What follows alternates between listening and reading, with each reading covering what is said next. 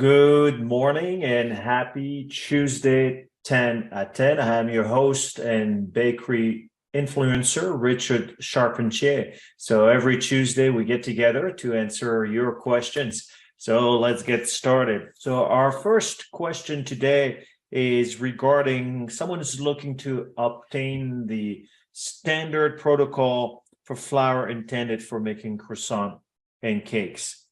So in terms of talking about standardization of a flour for croissant or cakes, if you start with a cake or a croissant, your standardization will be very different because they do perform different functionality in a cake versus a croissant. A lot of croissant, in terms of standardization, your flour, a lot of people would be looking at a higher protein due to the high speed line. So a lot of it has to do with your processing, how fast you're running, and what kind of what's the volume of your croissants and what's the shelf life of your croissant. At that point, that's the way I will look first, and at that point I will try to standardize my flour for croissant. If it's for cakes, what kind of cakes are you making? You're making cupcakes, muffins, sheet cakes, different things. So it's not as easy as to say, hey, this is, a, standard for one flour. And then once you make a cake, it's going to apply to anybody making cakes. Unfortunately, it's a little more complex than that. It has to do, again, the formulation, how you use it, the shelf life, your process, the aging of your flour. Also things like, are you keeping your flour on pallets? Do you have a metering system with silos? And every little detail will play a different factor in terms of how you standardize.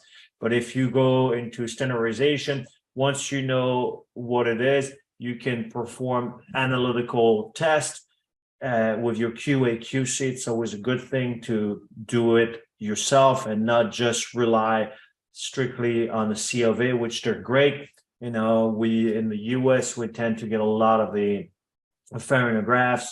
I would look at maybe alveographs and maybe extensigraph, other tools that would be beneficial for your production to ensure the consistency of your products and your flour. So hopefully it helped. So now let's move on to the next question.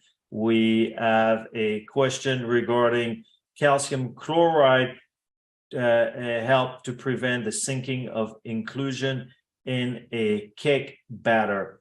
So calcium chloride is a source of calcium, and it's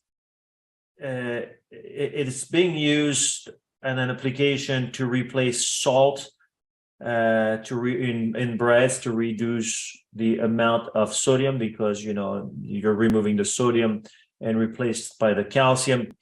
And it's also used for baked goods to increase the basically viscosity. It's going to make it more viscous, thicker. And that's what it's used in bakery goods to help in any inclusion from sinking in.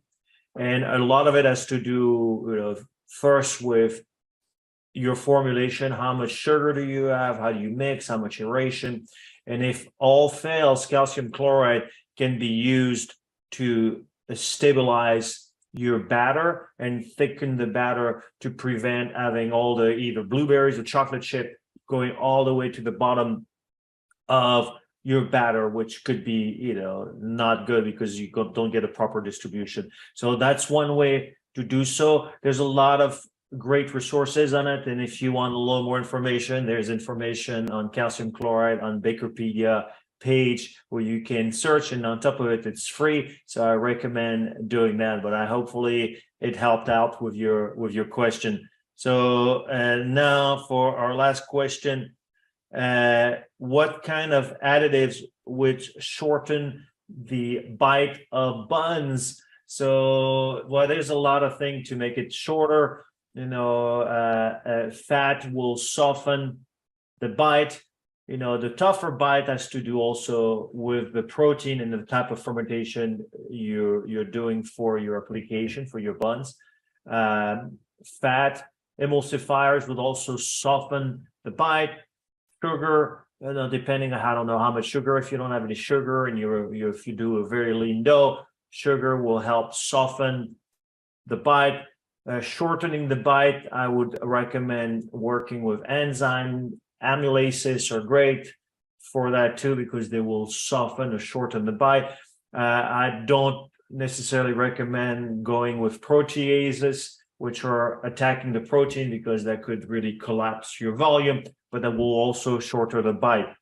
So the best thing to do is, if you're trying to do it, even longer fermentation, sponge endo system, because then you're giving the chance of the enzymes naturally present in your flour to go shorten the bite, because the enzyme will go to work and start cleaving either starches and potentially protein, and all the things as I mentioned before, more fat, some sugar, emulsifiers, anything like that can make a softer bite. And if it's not, I recommend reformulation, slightly reformulating your formula, and maybe see if you could decrease your overall protein content. And because again, I'm assuming shortening the bite is you get too much chew, which to be cost to a straight dough and a really high protein flour. So that's it for today. Thank you, my friend, for listening. Happy baking, and I'll see you next week for another episode of Tuesday 10 at 10. Take care. Bye-bye.